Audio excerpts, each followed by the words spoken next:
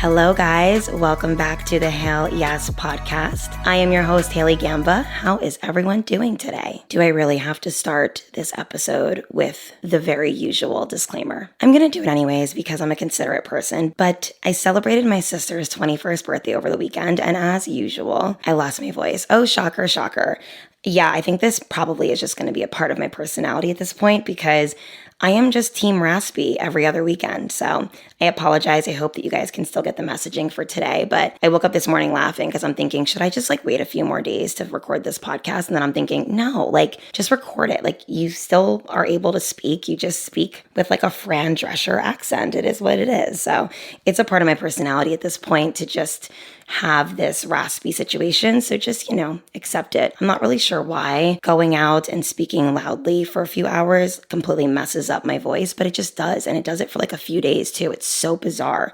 I haven't been out in 2 days. This was 2 days ago that we went out. So when I'm not working, I'm doing voice rest. So hopefully it will be cleared up by next week. But hello. How are you? I had an amazing weekend. I'll give you guys a little update. I took my sister out for her 21st and it was so fun. A little bit about me and my sister's relationship. So we are 7 years apart in age. And growing up, we just always, to me, felt like we had a huge age difference, which we do. But now that we're adults, I think that what's so beautiful is we're able to redefine our relationship from where it was me being a little bit authoritative because I was mom number two to where we can just be friends, be sisters that are also friends. And it's so nice to have a built-in friend for life. So I find it to be very important to work on these relationships because it's family and it's something that is very important to me. So I really enjoyed our evening together. We all went out. It was my whole family. And then we went back to my house, got changed, put on cute little clubbing clothes and went out and bar hopped. So it was a lot of fun and I enjoyed it. My sister's so mature and she just reminds me of myself, especially when I was 21, where I don't know, I just wasn't super crazy and I wasn't a drunk. I wasn't a disaster. I was kind of reserved and she reminds me of myself. So I think the older I get, the more loose I become.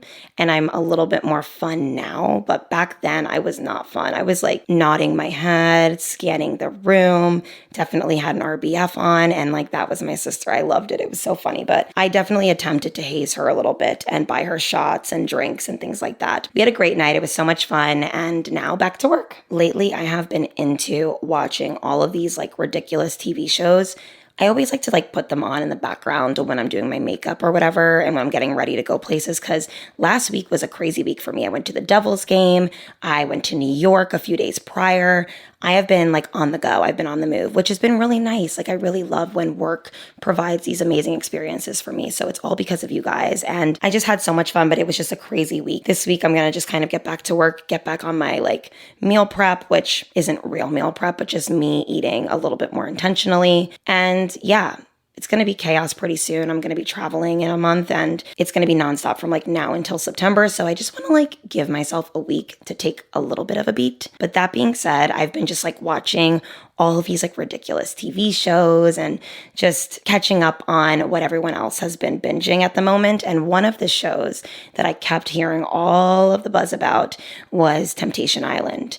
And I do remember a few years back watching an older season, but I didn't really remember much about it. I just remembered that there was a couple on there that left together and they ended up dating for a while and they were making YouTube videos and shit. And I'll never forget it because it was during COVID. So I decided, okay, I'm seeing everybody talking about Temptation Island on TikTok.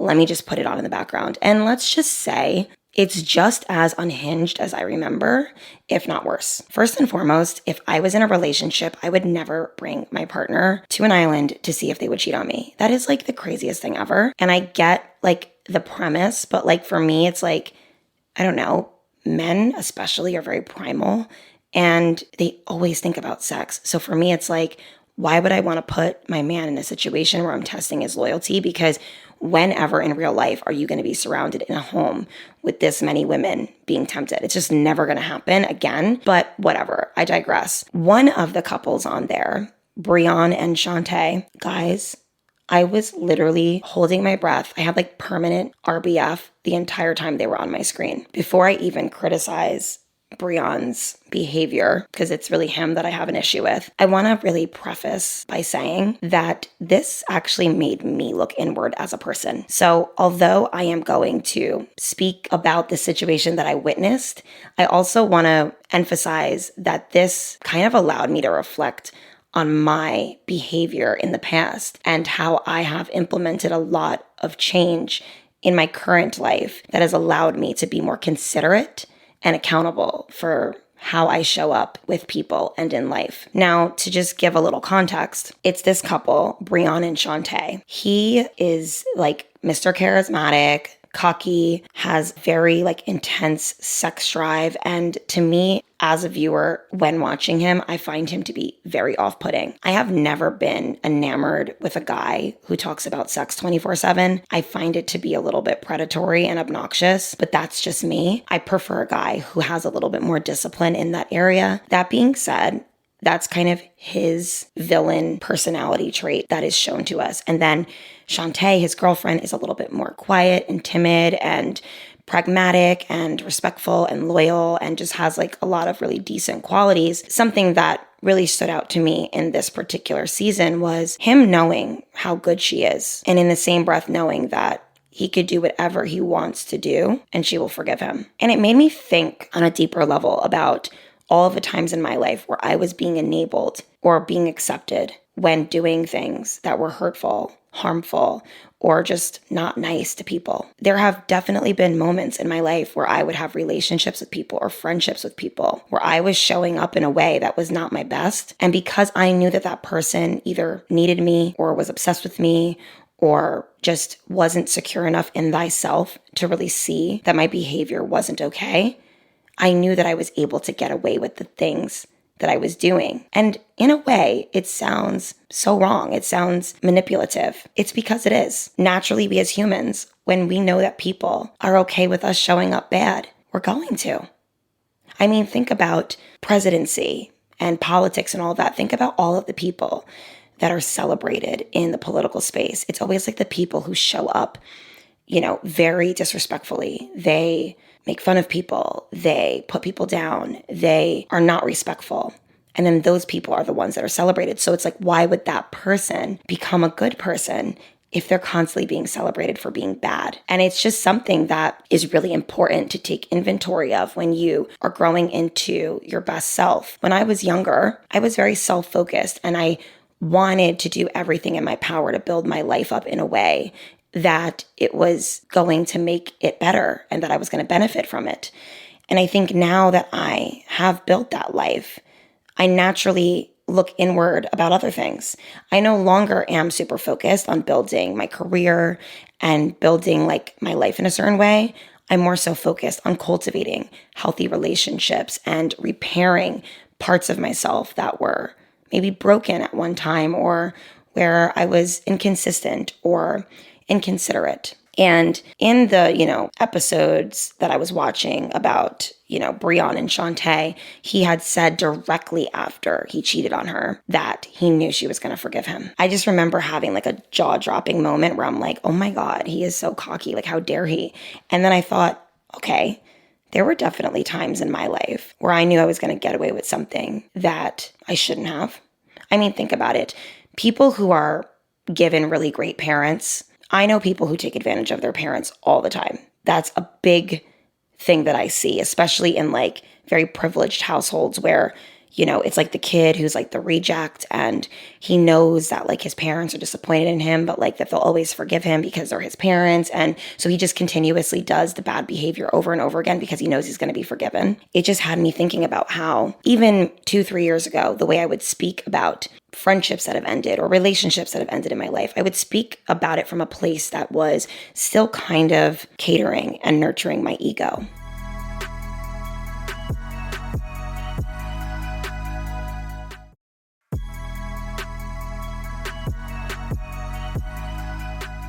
The older I get, the more I'm able to kind of release the obsession with nurturing my ego. Although I do believe I still have it, and it's something that shows up from time to time. I'm just a little bit less obsessed with looking perfect. I'm a little bit less obsessed with trying to always seem like I did everything right my whole life. because I didn't. I wasn't always the best girlfriend. I wasn't always the best friend to someone. I wasn't always the best daughter. I wasn't always the best sister. What allows you to become better is taking accountability for that and stop blaming everyone else for the reason why you show up so inconsistently. Seeing this guy on this show say, yeah, she'll take me back, she'll accept me. I really had to think like, okay, what was like the last time I was like that? When was the last time that I did that? And I have done that so many times in my life where I would test a person that I knew would always forgive me. And it allowed me to continuously be the worst. It did.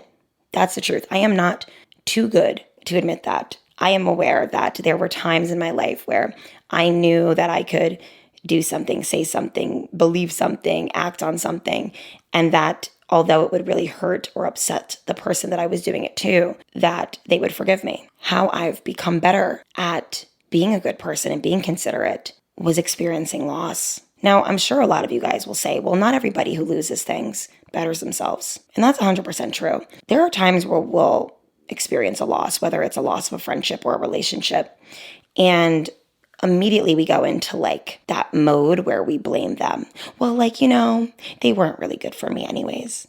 And, they just didn't have their life together. And, we just weren't compatible. And it's like our way of like not taking accountability for our part in the way that things ended. Because even if things didn't end because of your behavior, whenever we reflect on those relationships, we have a difficult time taking accountability for our part in it, because it would force us to admit that we were wrong. And I think I'm at a place in my life where I can admit that I was wrong in a lot of relationships. And I'm sure I could do all of these psych evaluations as to why I did the things that I did. It could be because of my upbringing. It could be because I was disrespected at one point in my life and I wanted to take, the power back. There's all these different reasons as to why we show up so poorly.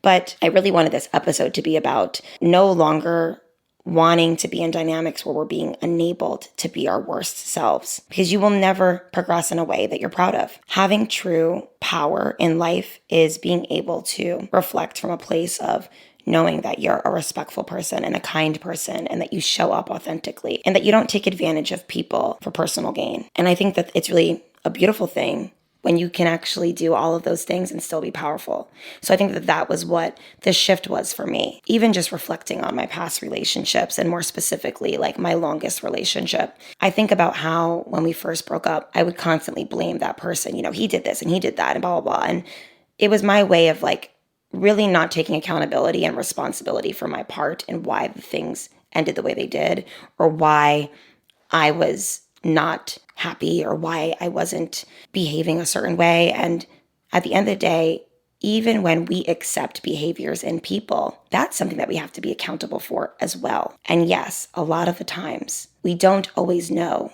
what we don't know, but we're still responsible for the things that we don't know. And it takes learning, living, educating ourselves, and righting our wrongs to really be able to become wiser and to make connections that are worth having. This chapter of my life right now is about alignment and harmony and authenticity and accountability. There were plenty of times where I was not a good friend or a good girlfriend, and then I would lose those relationships, and I would walk away with an arrogance because I would blame the other person. So the loss didn't teach me to stop being bad, but what did was being met with the same disrespect in someone else. When I had met my situationship, I was enamored with him. For those who listened to that episode, you guys know I liked everything about him at the time, and I was very blind to his horrific behavior. Being met with the same behaviors that I put someone else through was a very humbling experience. And sometimes we don't see it right away because we don't think we're capable of accepting certain things. We don't think that we're capable of allowing people to show up poorly in our lives until we do, until there is that time where we meet someone and they are the anomaly and they are the person that we allow this behavior from. And then we're like, shit, I am literally being faced with a version of myself that I thought was okay, or that I thought only I was doing. Losing people did not force me to become better. It was being met with my own horrific character traits in other people. What goes around comes around. When you treat people bad, one day you will have that same experience, and then you're going to be the one who is a victim to that situation. And it really made me think, I don't want to be this person. Experiencing this wasn't fun. This wasn't enjoyable. I mean, it's abuse. It's a form of abuse. Knowing that you are hurting someone and also knowing that you'll get away with it is a form of abuse. And it's abusing power. You know that you have a specific hold on someone. Now, I know that this sounds very dramatized the more I discuss it, but this could be something very silly, right? This could be gossiping. This could be you not calling. I remember when I was younger, something that I really didn't like was I was always the friend who would make the plans, who would make the effort. And it would really hurt me. What made me a better friend was experiencing that, was experiencing someone not being a good friend to me, because it takes acknowledgement of like how you want to be treated to really show up differently. There are versions of me that had a really difficult time cutting ties with people because I knew deep down I didn't like who they were, but I was afraid of not having their companionship. So I would stay friends with people who I didn't even like. So then I wouldn't put in effort naturally. And then that honestly just made me look like a bad friend.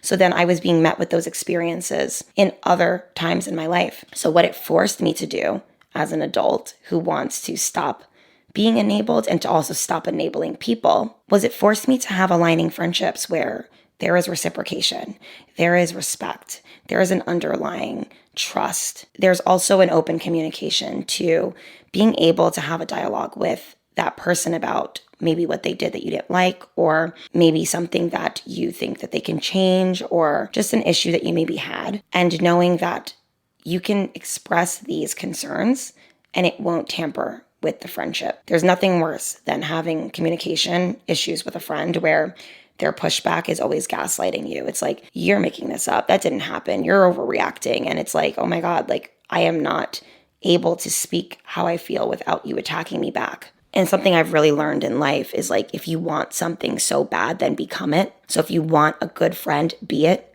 A lot of people do not know how to be good friends because all they've ever been to others is a friend, and they don't actually practice friendship.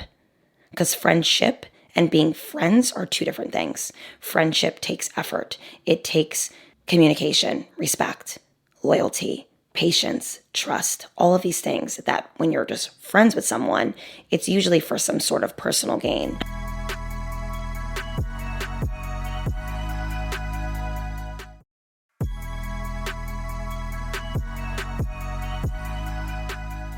I no longer want to have connections that are rooted in me being someone who can get away with doing not great things. You know, I had a friend recently who I'm no longer friends with, who I can tell her whole life was enabled to be not great and was always forgiven for it because she knew that if she threw on the puppy dog eyes and like I can't, I won't, I didn't know better, that people would forgive her because she had an aura about her that was innocent.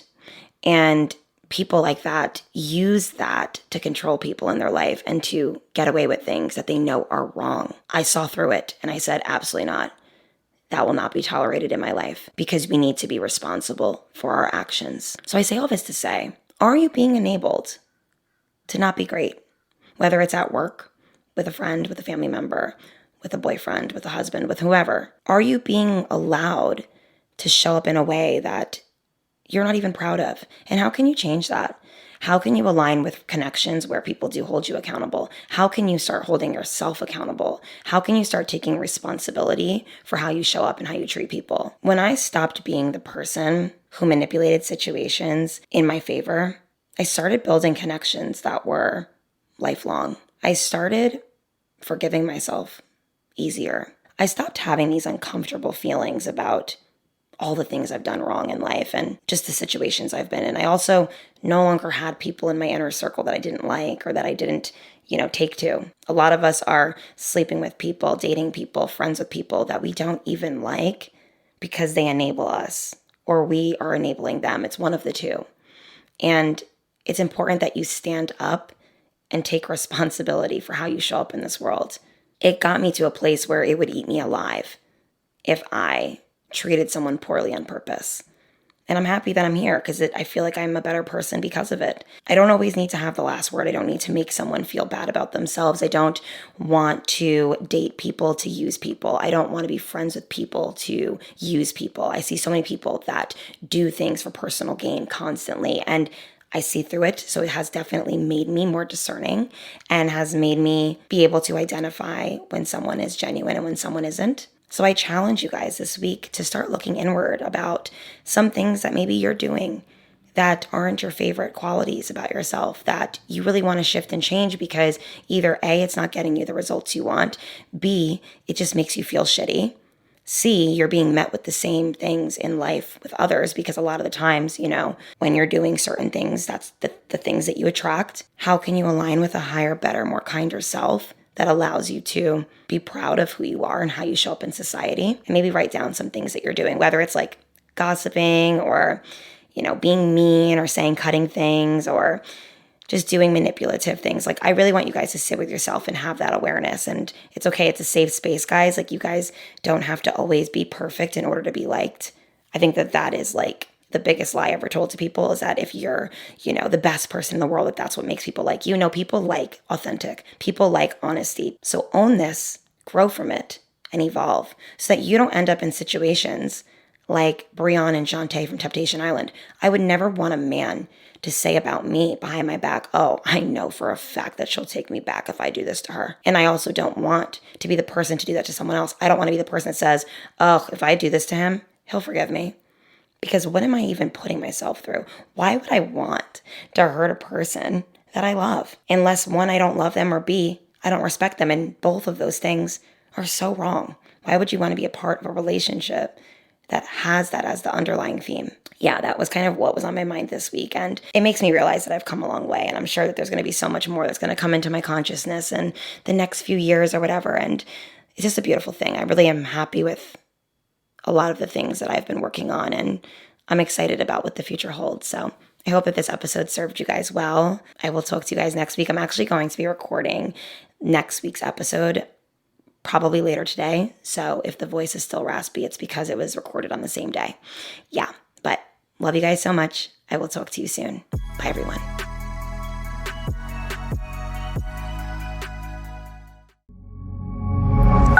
Pioneer.